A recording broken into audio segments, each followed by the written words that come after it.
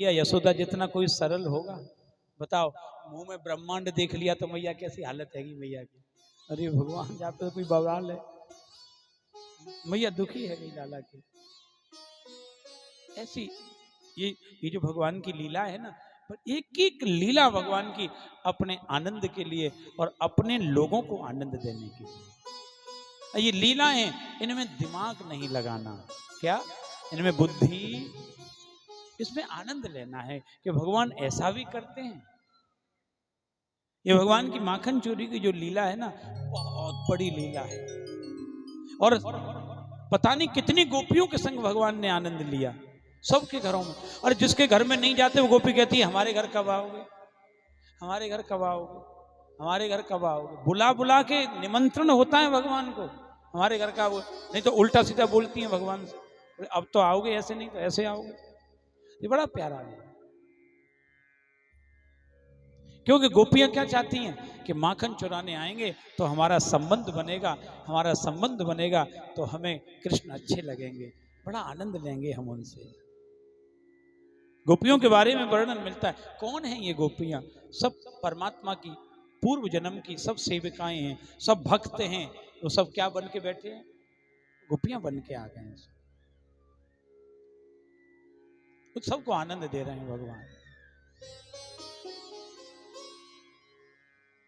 जय जय श्री राधा रमण, जय जय नवल किशोर, जय गोपी चित चोर प्रभु, जय जय माखन चोर। जय गोपी चित चोर प्रभु, जय जय माखन चोर। बोलो माखन चोर भगवान की जय हो। एक दिन भगवान ने एक और लीला कर दी। एकदा क्रीडमानस्ते रामाध्य गोपदारक।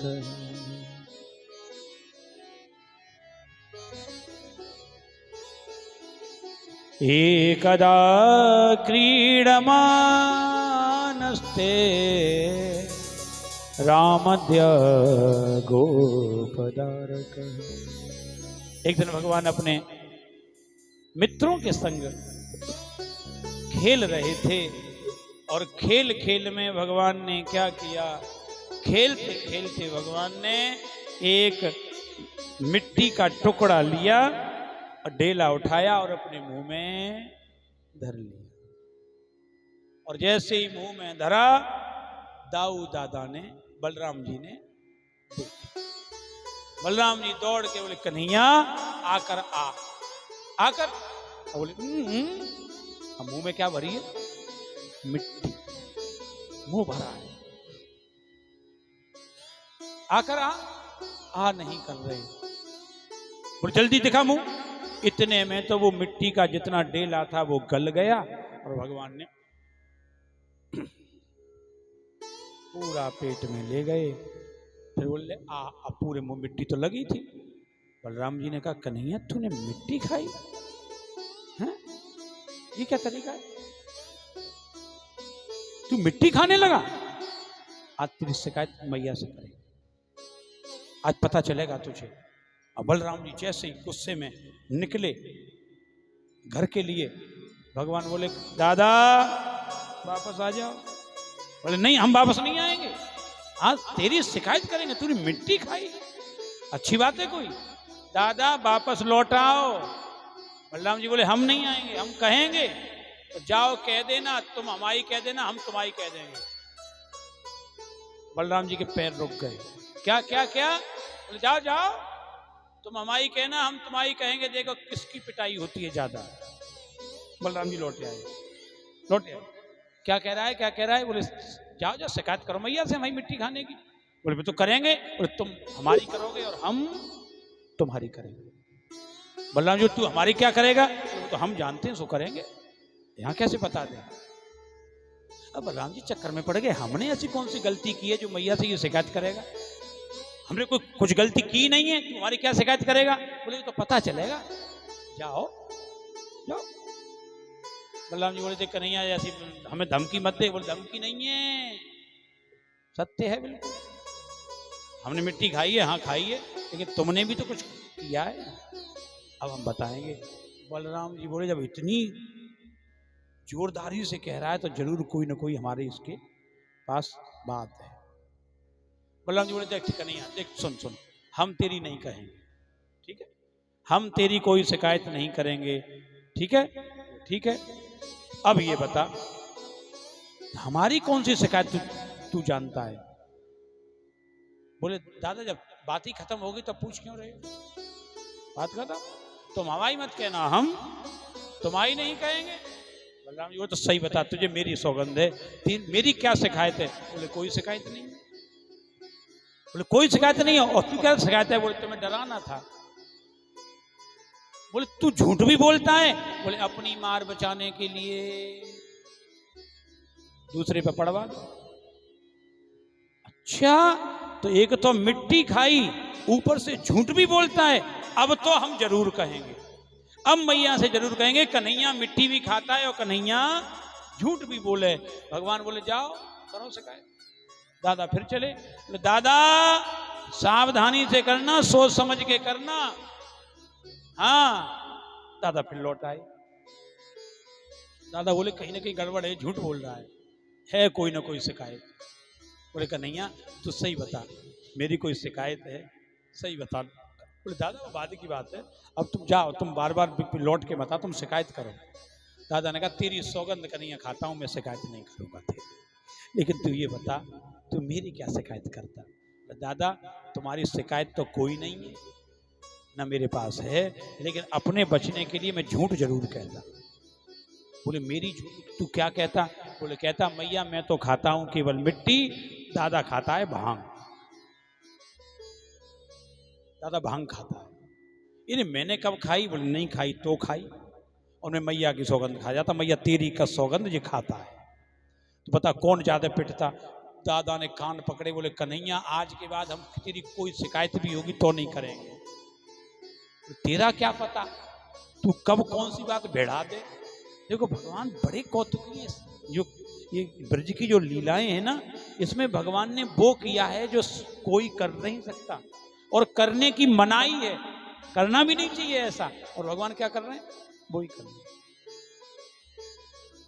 मनसुखा खड़ा था, वो बोल पड़ा, अच्छा दोनों भैया तो मिल गए, हम तो कहेंगे। और मनसुखा भागा, मैया से बोला, मैया यशोदा, हाँ क्या हुआ? तेरे लाला ने माटी खाई, यशोदा सुन माई। तेरे लाला ने माटी खाई, यशोदा सुन माई।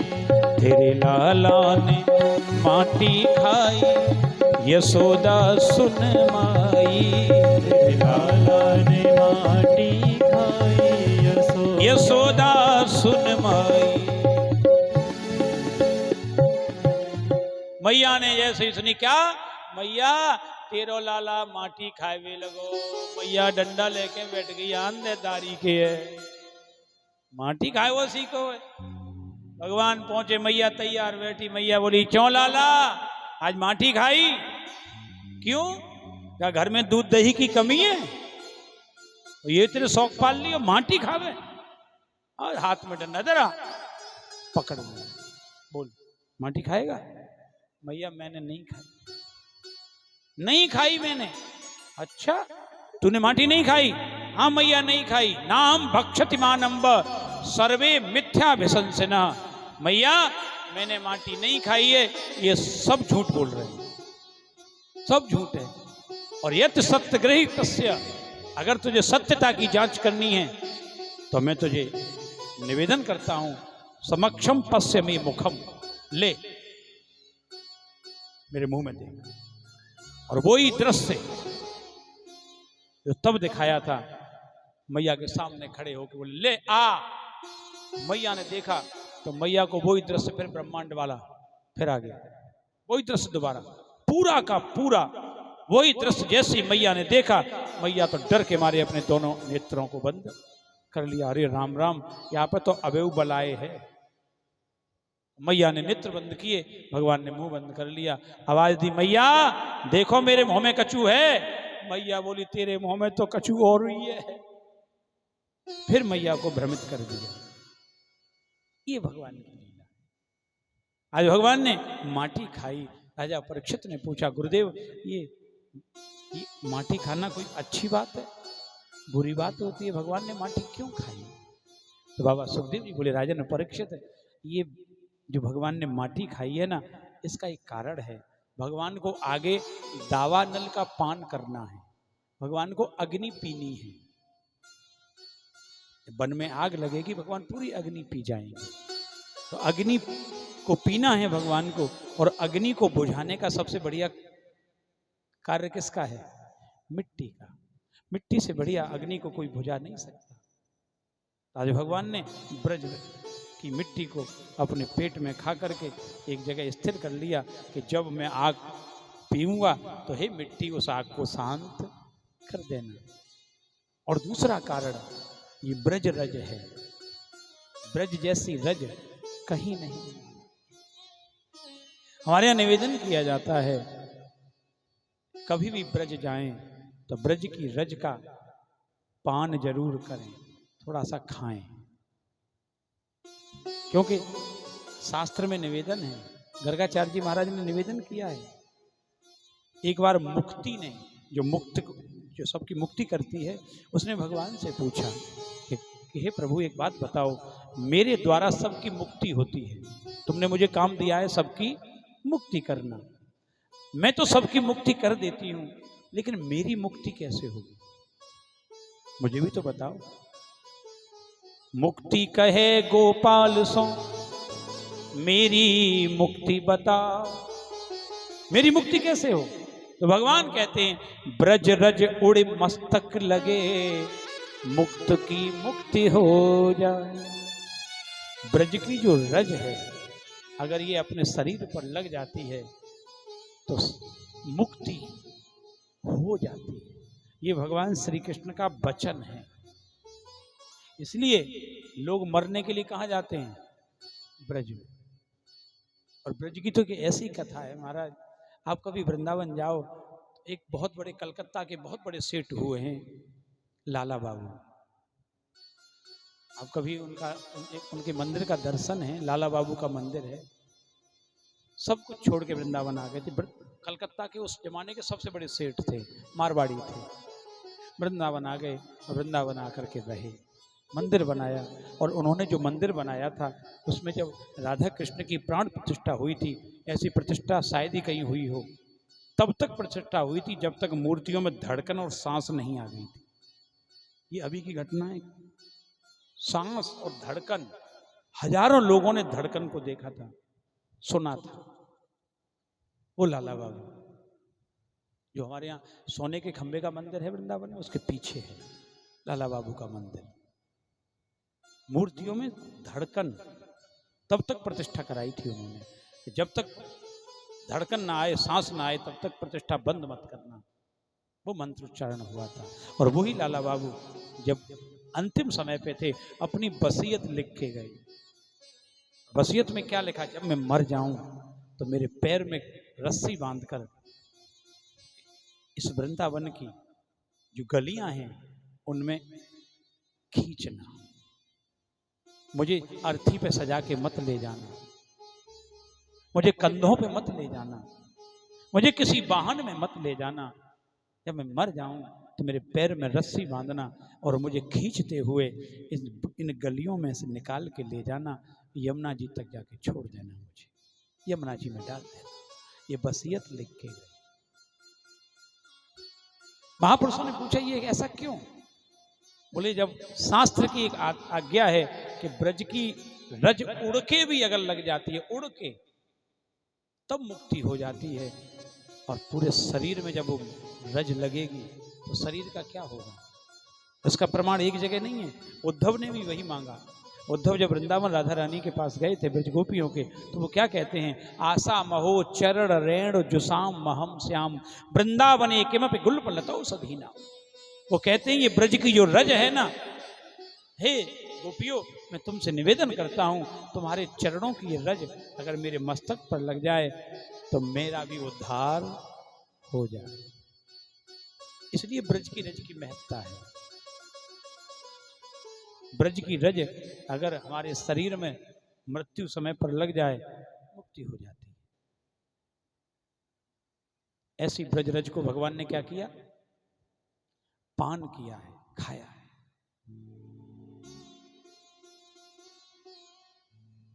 ब्रज की रज की बड़ी महिमा है महाराज। ब्रज की रज है परम पवित्र, वास जहां राधा रानी को। भक्ति का वहां पर वास है।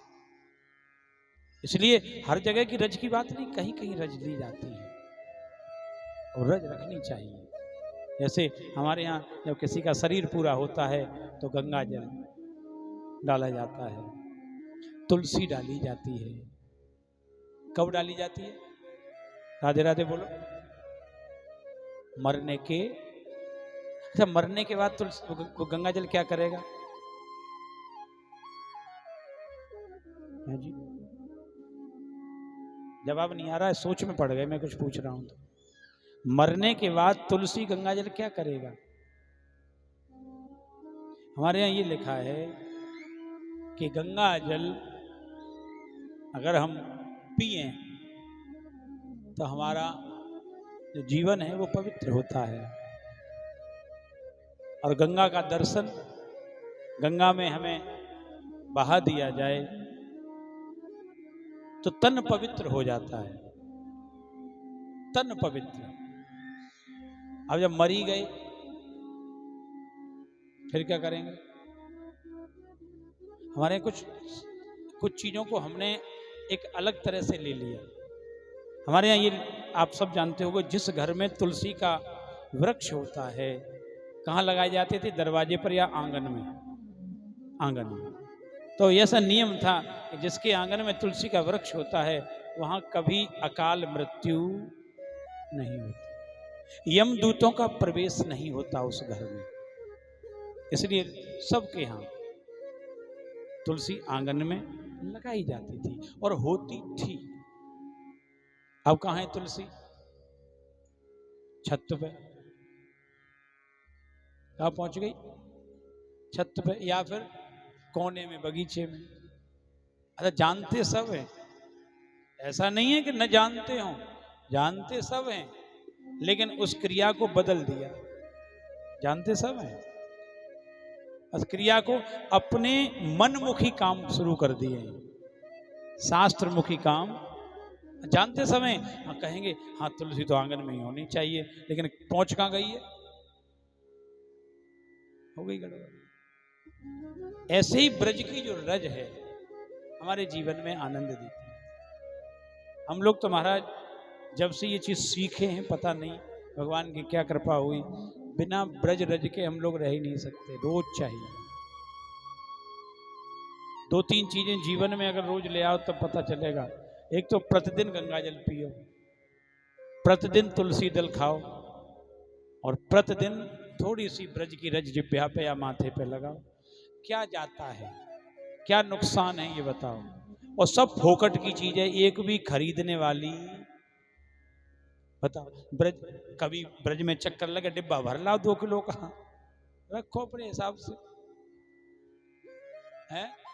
तुलसी का बढ़िया सा पेड़ लगा लो, एक पत्ता तोड़ो, गंगा जल रखो, डाल लो मुंह में, क्या दिक्कत है? नहीं होगा हमारा। इतना भी समय हम लोगों के पास नहीं है, क्या करें? और सब चाहते हैं, होना चाहिए हमारा। ये देखो, हम जिन चीजों से दूर हैं उन्हीं को बताने के लिए ये बार बार कथाएं सुनना चाहिए न। एक बार समझ में आ रही, दोबारा फिर उससे सोचिए क्यों।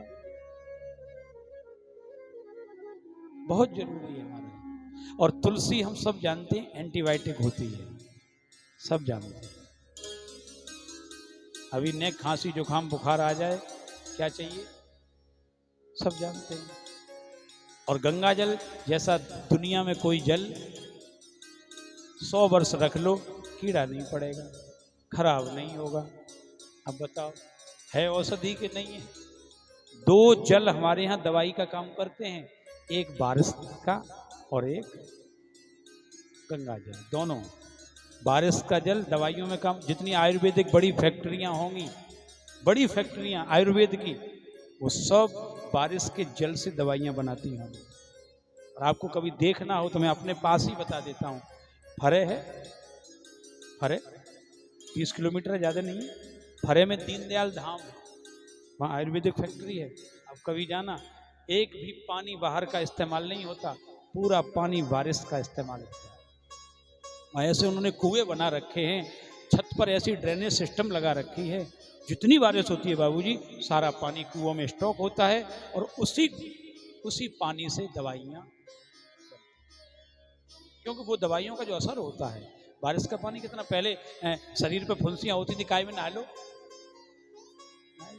ये बैटरी का जो पानी आता है ना, अगर बैटरी का पानी ना खरीदना हो तो बारिश का पानी ऊपर एक टब में भर लिया करो, बैटरी में डिस्टिल वाटर होता है, ये विज्ञान भी कहता है। लेकिन नहीं, हमारे यहाँ नहीं, सिस्टम नहीं है। तो ये कुछ चीजें यहाँ, ये ब्रज रज की कथा है ये, इसलिए मैं कुछ चीजें आपको अपने घर में, एक तो तुलसी और ब्रज रज, गंगाजल, ये जीवन में प्रतिदिन की चीज है, इसलिए तो 5 लीटर भर लाते हैं। अरे एक एक घूंट भी लोगे तो 6 महीना तो कट ही जाएंगे 5 लीटर में। फिर बीच में कोई जाए, भैया कहते भैया एक डिब्बा हमारे लिए भर लाना, कौन मना कर?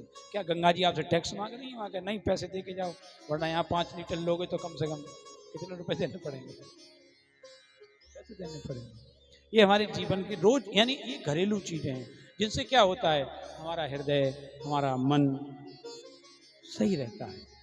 रोज रखो घर में, और रखना ही नहीं, उन्हें रोज एक ढक्कन लो, सुबह डाल लो, देखो आनंद फिर जीवन की। आपको लगेगा कि हम कुछ, और धीरे धीरे आदत पड़ जाएगी, आप अपने आप करने लगोगे, औरों को भी बताओगे। ऐसी ब्रज रज की और हमारे गंगा जल की, तुलसी की महिमा। बोलो रज रानी की। एक दिन क्या हुआ, भगवान सो रहे थे,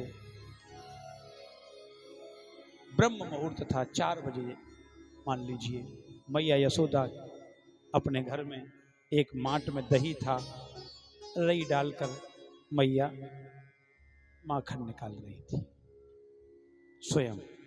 यहाँ एक चीज लिखी है, एकदा गृहदासीसु यशोदा नंद गेहिनी कर्मांतर्यासनासह निर्मंतम स्वयं दधी।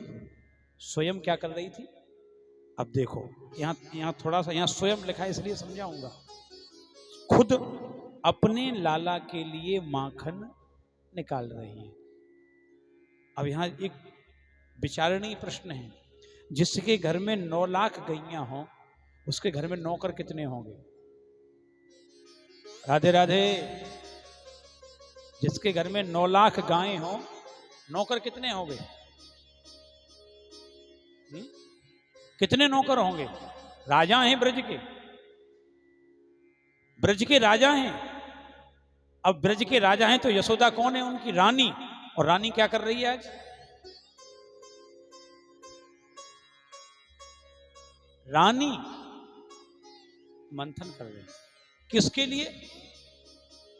अपने बालक। नौकर को नहीं सौंपा। नहीं चाहती मैया तो किससे निकलवाती? लाला के लिए मक्खन निकालो। नहीं, यहां ये बताया कि मां अगर चाहे कि मेरा पुत्र जीवन में मेरे साथ रहे, तो मां को भी उस पुत्र की सेवा कैसे करनी चाहिए? लाला की जो मैया करती है। मैया ने कभी किसी के हाथ का भोजन लाला को नहीं खाने दिया, स्वयं खिलाती थी। अभी तो छोटे ही हैं, बड़े कहाँ हैं? अभी तो मैंने कहा ना, लालयित 5 वर्षाणी, कल बात हुई थी हमारी आपकी। 5 वर्ष तक जो माँ बच्चे को अपने साथ लगा के रखेगी, शास्त्र गारंटी देता है बुढ़ापे तक वो बच्चा कभी अपनी माँ को छोड़ नहीं सकता। आजकल की जो ये जनरेशन आई है ना, ये हम लोग 21वीं सदी बोल रहे हैं, यहाँ बच्चे माताओं से दूर क्यों हैं ज़्यादा? क्योंकि अब माताएं वो प्यार, याद कर लो पुराने, वही कल वाली बात फिर शुरू होगी। जब बालक छोटा होता था तो सबसे ज़्यादा किसके संग रहता था, सही बताओ? मैया के संग, गोदी में मैया के। अच्छा, दुग्धपान मैया कितने साल तक कराती रहती थी उसे? कितना सीने से लगा के रखती थी? बच्चा माँ की खुशबू पहचानता है, खुशबू। जितना माँ उस बालक को अपने संग लग रखेगी वो उतना ही उससे लगाव रखेगा। इसलिए पुराने लोग थे, अपनी माँ को बूढ़े भले हो गए हों लेकिन भूल नहीं पाए। आजकल के बच्चे सबसे पहले किसको भूलते हैं? वो माता पिता से दूर होते हैं, सबसे पहले दूर होते हैं। अभी दिल्ली ऑडिटोरियम में आपने कुमार विश्वास का नाम सुना होगा, बहुत बड़ी संस्था है बच्चों की, उसमें उसने एक भाषण दिया, मैंने पूरा सुना उसने केवल ये पूछा सब बच्चों से, हाथ ऊपर करके बताओ रोज अपनी माँ से कौन कौन बात करता है? एक भी हाथ नहीं उठा था। एक हफ्ते में अपने पिता से कौन बात करता है? एक भी हाथ नहीं उठा। फोन किन किसके पास है? बोले सबके पास है। बताओ गर्लफ्रेंड से कितनी बात करते हो? सब बोले वही रहता है फोन हमारा पूरे दिन। फिर उन्होंने पूछा महीने की फीस कौन देता है? बोले पापा। और उनसे बात कब कब करते हो? कब कब करते हो? बोले जब पैसे खत्म होते हैं तब मम्मी से करते हैं। और मम्मी किसको बोलती है? पापा डाल देते हैं। बोलो राधे राधे। बताओ इस जनरेशन का क्या होगा? नहीं, अपन लोग तो याद है साहब, याद करो। छोड़ के गए लेकिन मां को कभी नहीं भूले वो। अगर कृष्ण किसी के लिए रोए, किसके लिए रोए थे सबसे ज्यादा? याद करो। और आप अगर मैया यशोदा का चरित्र याद करें, कब? जब भगवान द्वारिका चले गए तब। अंतिम जो मुलाकात मैया यशोदा की हुई है श्रीमद् भागवत में, सूर्य ग्रहण पड़ा है जब, कहां पे? कुरुक्षेत्र में। कथा को उसको पढ़ना। भगवान अगर किसी से डरे तो किससे डरे? मैया यशोदा से। उनसे इतना डर लगता था, नहीं जाते थे पास। मैया यशोदा सबको पूछ रही। वहां इसमें एक बहुत बड़ा प्रसंग है वो कुरुक्षेत्र का, दसम स्कंद के अंतिम में 7वें दिन की कथा में आता है। मैया यशोदा सबसे पूछ रही थी कुरुक्षेत्र में, जब सूर्य ग्रहण पर सब लोग गए थे, कि किसी ने कन्हैया देखा, किसी ने कन्हैया देखा, किसी ने। मैया ढूंढ रही थी कहीं मिल जाए, क्योंकि कह के गए थे मैं वापस आऊंगा, और भगवान वापस नहीं आए थे। तो मैया वहां ढूंढती है, खूब ढूंढा, नहीं मिला। किसी ने कहा मैया क्यों ढूंढ रही है तू उसे? बोले मैं उसे देखना चाहती हूँ, मैंने उसे देखा नहीं है बहुत दिन से। तो किसी ने जाके कृष्ण से कहा कृष्ण, एक कोई पागल सी मैया घूम रही है, तुम्हारा नाम पूछती है कि मैं उसे देखना चाहती हूँ। तो भगवान रोने लगे। पता है वो कौन है? मैं उसके सामने जाऊं तो जाऊं कैसे? क्योंकि मैं उससे कह के आया था मैं वापस आऊंगा, और मैं गया नहीं, तो सबसे पहले यही पूछेगी मेरी कोई सेवा में कमी थी जो तू मुझे छोड़ के चला गया, कैसे जाऊं?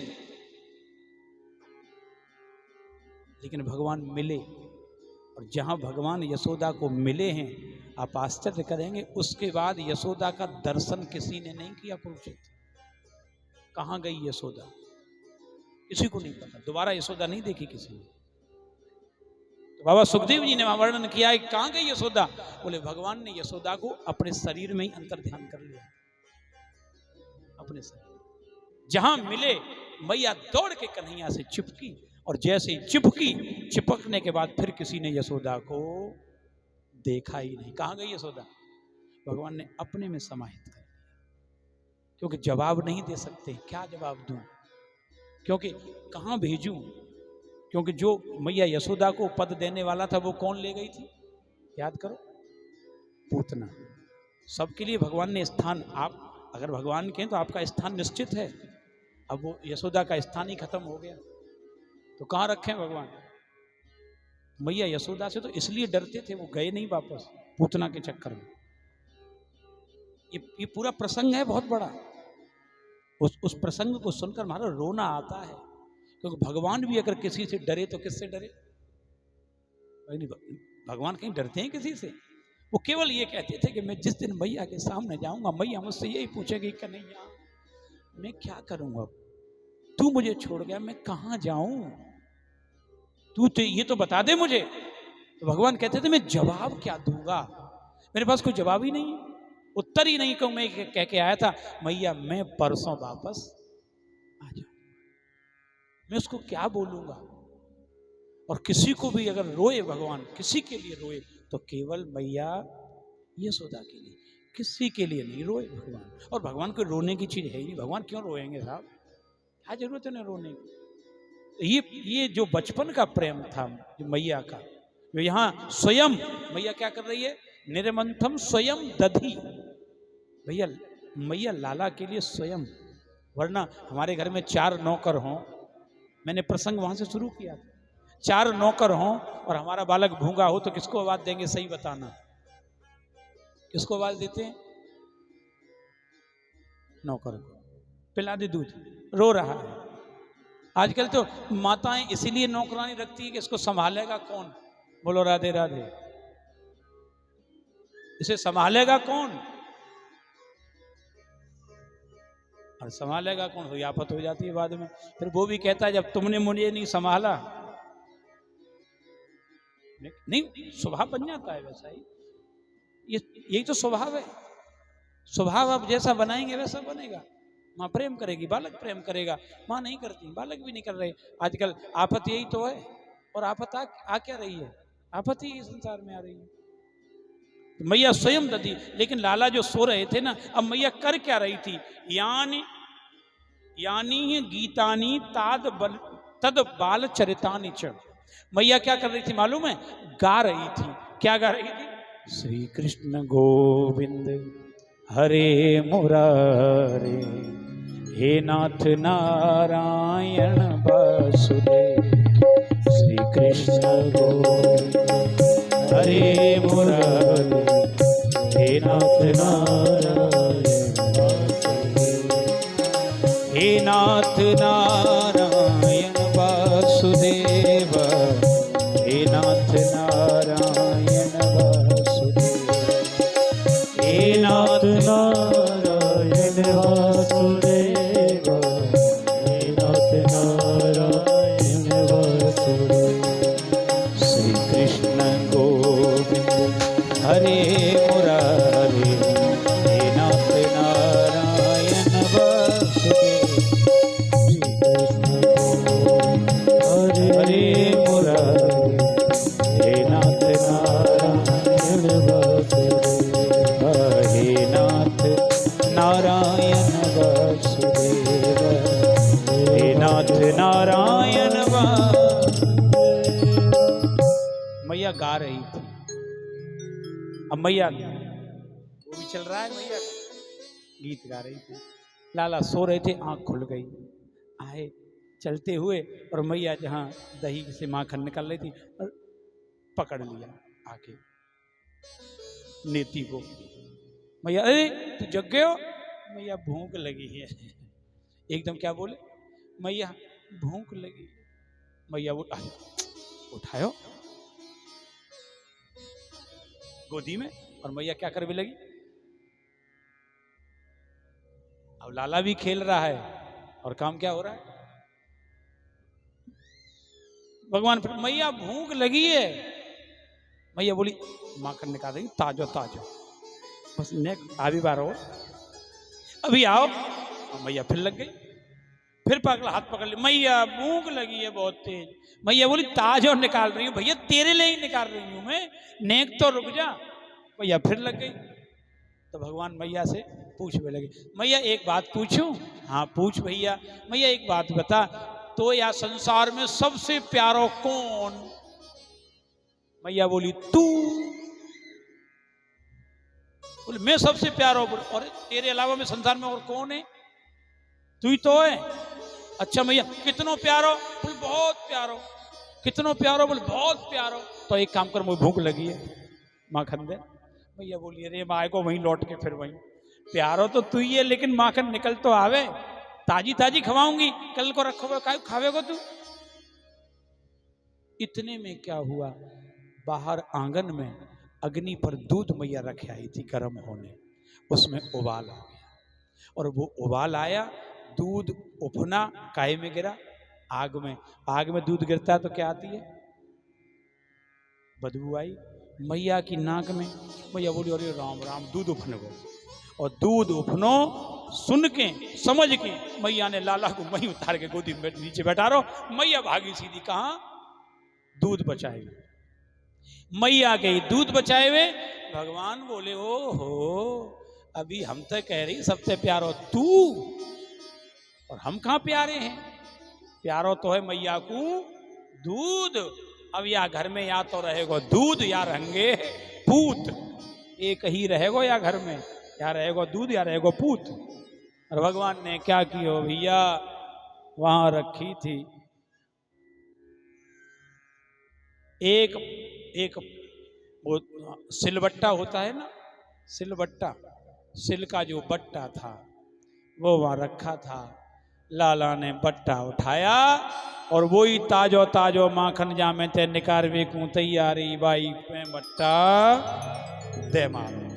और पूरे कमरा में महाराज ताजो ताजो अध फिरा दही, आधो फिरो माखन के छोटे छोटे गोला पूरे कक्ष में बीच में बैठे भाई साहब खुद।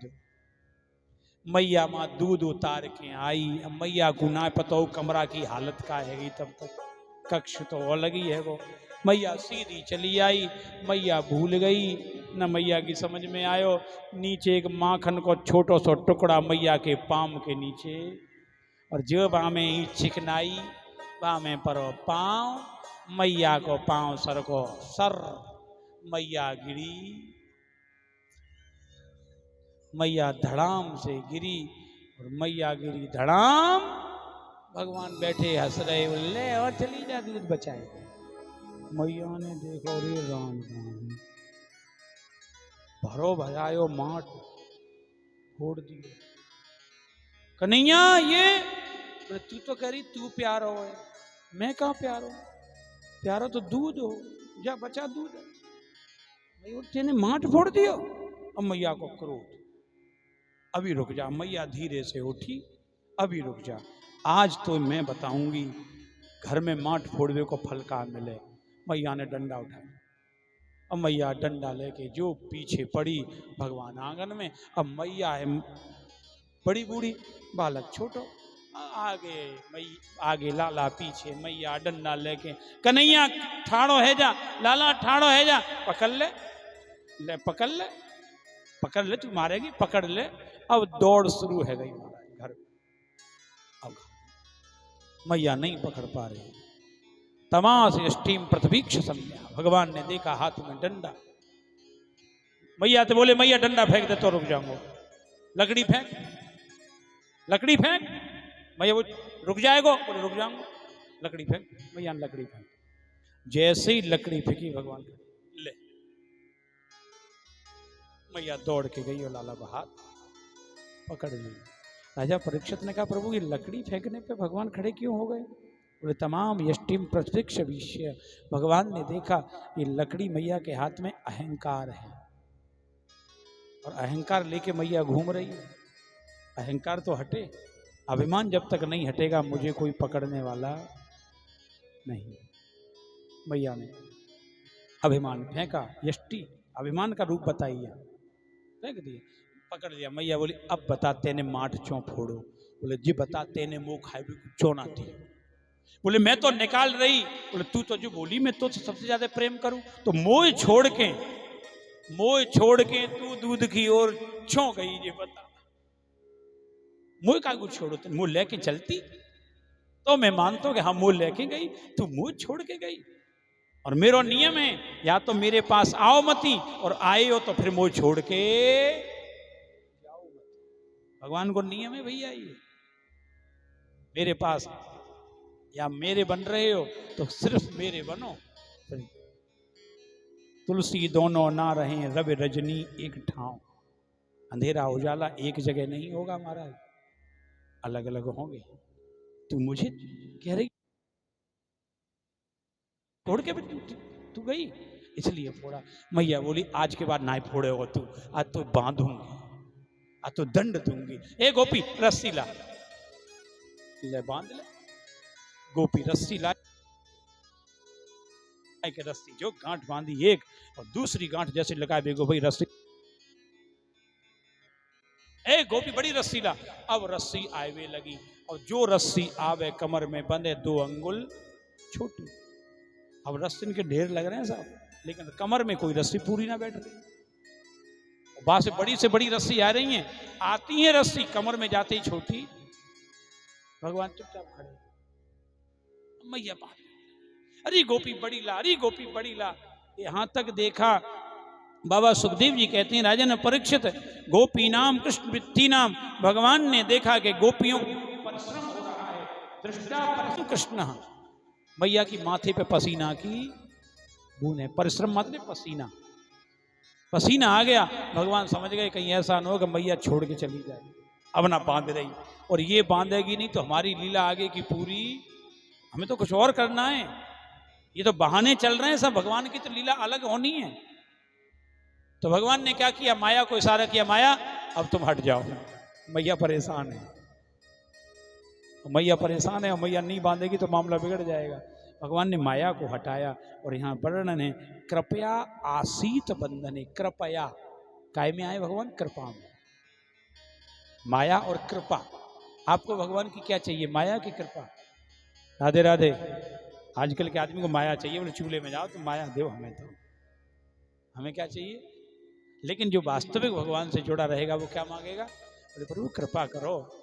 माया, माया तो फंसाती है, परेशान करती है, परिश्रम कराती है, अब तो कृपा करो। भगवान ने कृपा आसीत बंधने, कृपा के अपने स्वयं के बंधन में भगवान बंध गए। जो रस्सी अभी तक छोटी पड़ रही थी उसी रस्सी में भगवान बांध दिए। मैया ने ऊखल से उसका बांध दिया।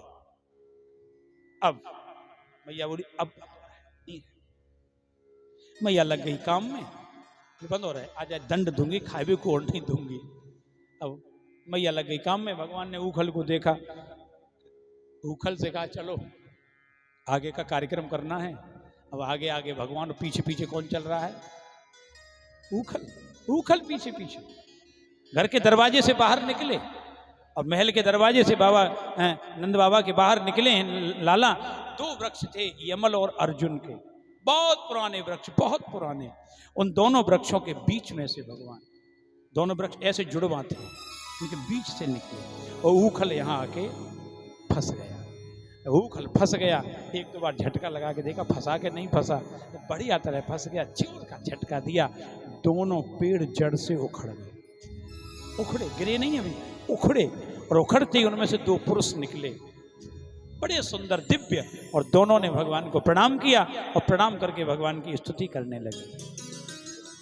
और स्तुति में बोले बाणी गुणानुकथने श्रवणों कथायाम हस्तौ च कर्म मनस्तव पादयो नमः परम कल्याण नमः परम मंगलम वासुदेवाय शांताय यदूनाम पतये नमः। भगवान को स्तुति की, और स्तुति करके दोनों आकाश में चले गए। उनके जाने के बाद फिर वृक्ष गिरे, और जब वो गिरे हैं तब उनकी आवाज हुई है, धरती कपी। मैया अंदर घर में काम कर रही थी, जो आवाज सुनी मैया दौड़ी आंगन में लाला। अब आंगन में देखा तो न तो लाला न ऊखल, दोनों गायब। मैया बोली हे भगवान जी कहाँ चलो गए, मैं तो बांध गई। मैया बाहर जो आई दौड़ के दरवाजे पर, तो जो बहुत पुराने विशाल वृक्ष थे यमल और अर्जुन के, दोनों जमीन पर पड़े थे, और बीच में भगवान रो रहे थे, रो रहे बैठे। नंद बाबा आ गए, सब आ गए, एकदम चौंक गए, ये क्या हुआ, वृक्ष कैसे गिर गए।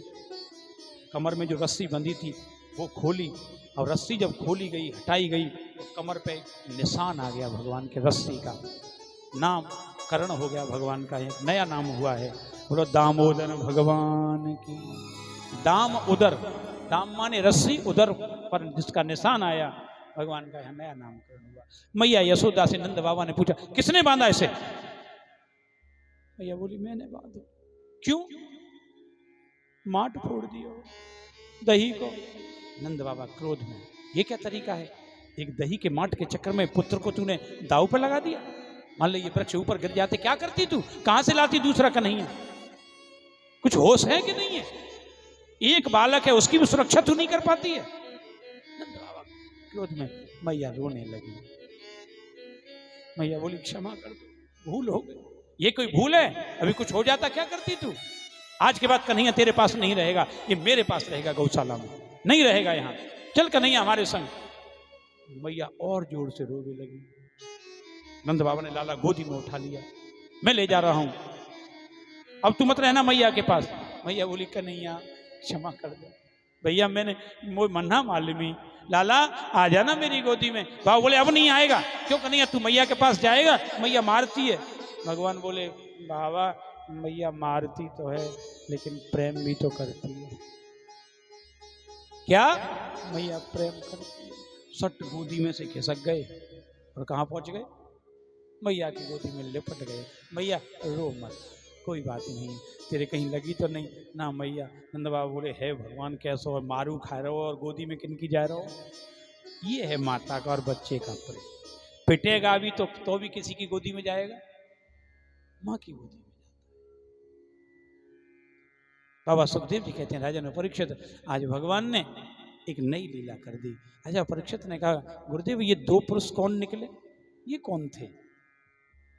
बोले ये दोनों कोई और नहीं थे, ये कुबेर के पुत्र थे, नलकूबर और मणिग्रीव। इन्होंने एक जीवन में गलती की थी। क्या की थी? बोले एक बार ये कहीं जा रहे थे तो रास्ते में नारद जी खड़े थे, तो नारद जी को देखकर इन दोनों ने नारद जी को प्रणाम नहीं किया। तो नारद जी को क्रोध आ गया। नारद जी बोले वाह बारे कुबेर के पुत्रों, तुम तो मदांध हो रहे हो, पागल हो रहे हो, तुम्हें ये नहीं पता किसको प्रणाम करना है किसको प्रणाम नहीं करना, और तुम सीधे निकलते हुए जा रहे हो। तुम्हें मुझे प्रणाम करना चाहिए था, लेकिन तुम पागल हो गए हो, लगता है धन ज्यादा आ गया। श्राप देता हूं, दोनों जड़ बन जाओ। दोनों को श्राप दे दिया, वृक्ष बनने का श्राप। और जब श्राप लग गया तब ये दोनों पैरों में गिर पड़े। नारद जी से कहते हैं क्षमा कर दो, भूल हो गई। नारद जी बोले नहीं बेटा, वृक्ष तो बनना पड़ेगा, तुम्हें झुकना नहीं आता, खड़े रहो अब जाओ, तुम्हें हमें देख के प्रणाम नहीं किया तुमने, कैसे क्षमा कर दो, वृक्ष तो बनोगे। उपाय बता दो उद्धार का। कोई उपाय नहीं। हाँ एक उपाय है। क्या? वृक्ष बनोगे गोकुल में नंद बाबा के दरवाजे पर, कृष्ण अवतार होगा तब वो तुम्हारा उद्धार कर दे उखल के द्वारा। वही दोनों कुबेर के पुत्र थे, नलकूबर और मणिग्रीव, दोनों वृक्ष बने और वृक्ष बनकर आज उनका उद्धार हो गया। बाबा सुखदेव जी कहते हैं इस कथा का मतलब ये है कि अगर हमारे सामने कोई संत रूप में हो, कोई सम्मानीय व्यक्ति हो, तो क्या करना चाहिए? हमें उसको प्रणाम करना चाहिए। बोलो राधे राधे। सावधानी की चीज है ये, और नहीं करेंगे तो क्या बनना पड़ेगा? ये योनियां हैं सब यार, कब किसको किस योनि में भेज दिया पता थोड़े ही है। और एक एक गलती है, हम गलती करेंगे तो भुगतना भी हम ही को, किसी और को थोड़े ही है। मत करो, शास्त्र तो समझा रहा है, करोगे तो ठीक है, नहीं करोगे तो क्या बनोगे? मर्जी आपकी है, जबरदस्ती थोड़े ही है, रास्ता बता दिया है। इसलिए कभी भी ऐसी भूल न हो जाए, उस भूल का परिणाम गलत होता है। बाबा सुखदेव जी कहते राजन परीक्षित, आज भगवान ने ये लीला की। इसके बाद जब ये वृक्ष वाली लीला हो गई तो गोकुल में नंद बाबा ने एक सभा बुलाई अपनी बिरादरी की, सब इकट्ठे कर लिए। उन्होंने कहा नंद बाबा क्या करना है? बोले भैया एक गड़बड़ हो गई है। क्या? ये मैं देख रहा हूं जब से मेरा लाला पैदा हुआ है इस गोकुल में कुछ गड़बड़ है। 6 दिन का था तब एक राक्षसी मरी, 6 महीने का था तब एक राक्षस आया, वर्ष का था तब राक्षस आया, और आज तो बच ही गया। अगर वृक्ष ऊपर गिर जाते क्या बचता? क्या करें? बोले अब मेरा मन करता है कि इस गोकुल को छोड़ दो, यह नहीं रहे, त्याग करो, क्योंकि जिस जगह हमें सुख और शांति न हो उस स्थान को छोड़ देना चाहिए, नहीं रहना चाहिए। ये बड़ी प्यारी बात है भागवत। जहां जहां हमें परेशानी दिखे उस जगह का त्याग कर देना चाहिए, फिर उस फंसना नहीं चाहिए। और ये सारी बातें हो गई तो सबने पूछा जाएंगे कहाँ? अरे यहां से निकल के जाएंगे कहाँ, जगह भी तो बताओ। तो जगह बता दी। बोले कौन सी? बोले वनम वृंदावनम नामम पसव्यम नवकाननम गोप गोपी गवाम सेव्यम वृंदारत्र धीर। एक बहुत बढ़िया जगह है। कौन सी? वनम वृंदावनम नामम। एक वृंदावन नाम का जमुना जी के पल्ली पार एक वन है, बड़ा सुंदर है। नवकाननम, नव वन है, बहुत सुंदर, वहीं चलते हैं। और उसके उसके आसपास बहुत अच्छी जगह हैं। बोले कैसी? बोले वृंदावनम गोवर्धनम यमुना पुलिनानि च। वही वृंदावन के पास एक गोवर्धन नाम की जगह है, यमुना का किनारा है। देखो जल भी है और वहां वन भी है, हमारी गायों का भोजन भी होगा और हमें पीने को पानी भी। चलो सब ने अपनी अपनी बैलगाड़ियों में सामान रखा और कहां चल दिए? वृंदावन। गोकुल का त्याग। भगवान की आयु कितनी है? भगवान की आयु है आज 5 वर्ष। 5 वर्ष हो गई भगवान की आयु। अब भगवान ने गोकुल का त्याग किया और वृंदावन की रास्ता सब ने पकड़ ली है। आनंद लेते हुए वृंदावन चल रहे हैं। चले वृंदावन।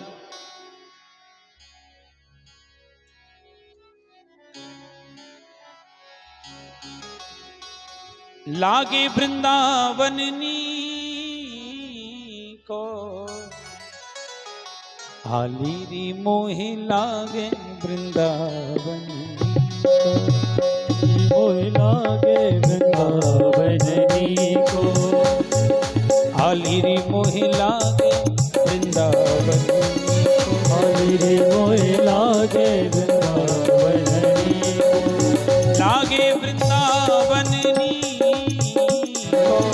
लागे वृंदावननी को लागे वृंदावननी को लागे वृंदावननी को हालीरी मोहे हालीरी मोहे हालीरी मोहे लागे वृंदावननी को हालीरी मोहे लागे वृंदावननी को सखीरी मोहे लागे वृंदावनी सखीरी मोहे लागे वृंदावनी को राधे श्याम श्याम श्याम राधे श्याम सीता राम राम राम राधे श्याम श्याम श्याम राधे श्याम सीता राम राम राम सीता राम।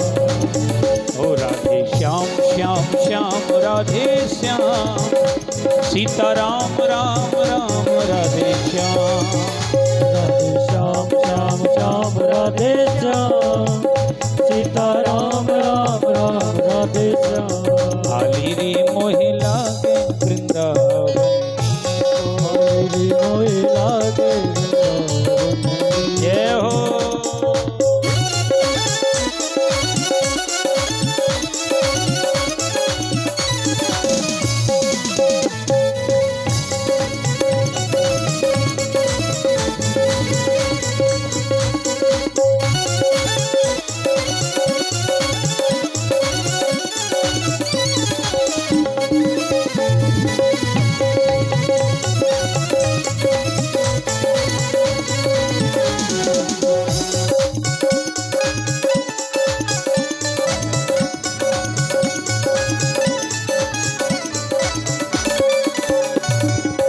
निर्मल नीर बहत जमुना को निर्मल नीर बहत जमुना को निर्मल नीर बहत जमुना को निर्मल नीर बहत जमुना को भोजन दूध दही को भोजन दूध दही को भोजन दही,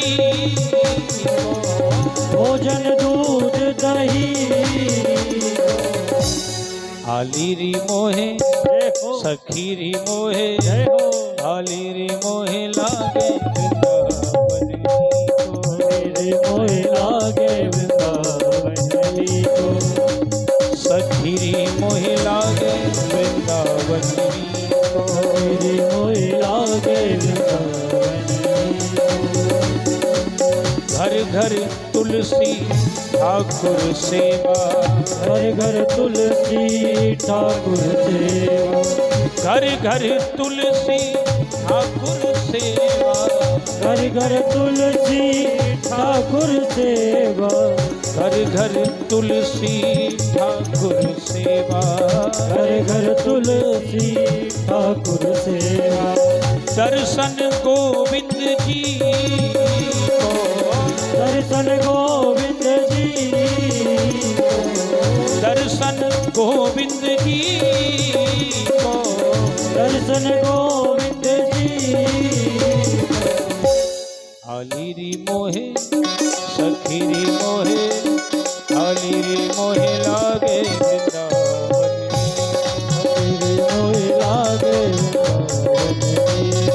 सखीरी मोहे लागे वृंदावन, मेरे मोहे लागे वृंदावन को। जय हो।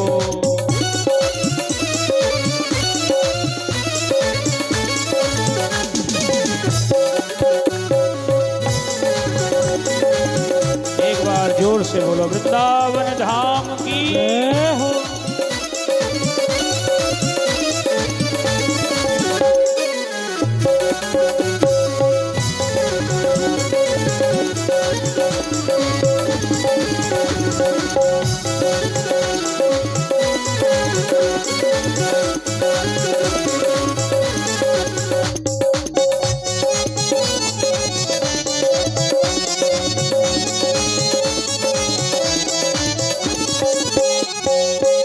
मीरा के प्रभु गिरधर नागर, मीरा के प्रभु गिरधर, मीरा के प्रभु गिरधर नागर, मीरा के प्रभु गिरधर नागर।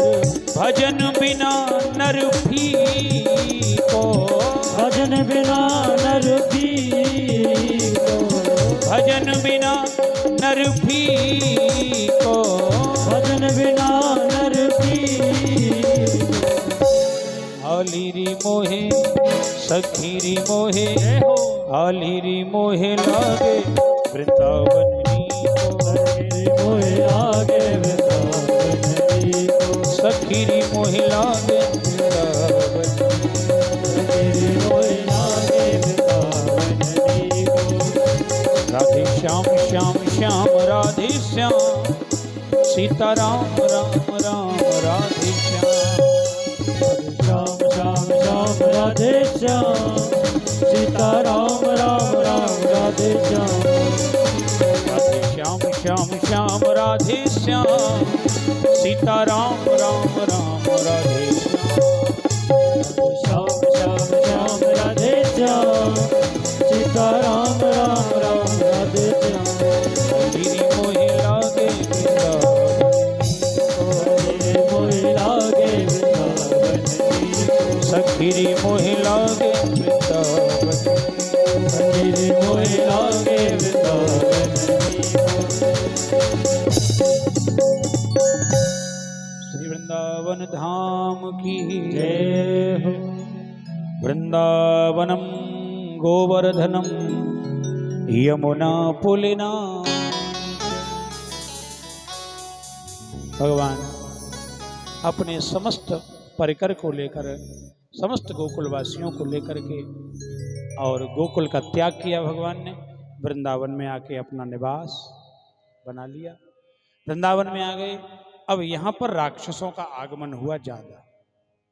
सबसे पहले एक राक्षस आया जिसका नाम था वत्सासुर, कंस के भेजे हुए। ये बछड़े का रूप बना के आया।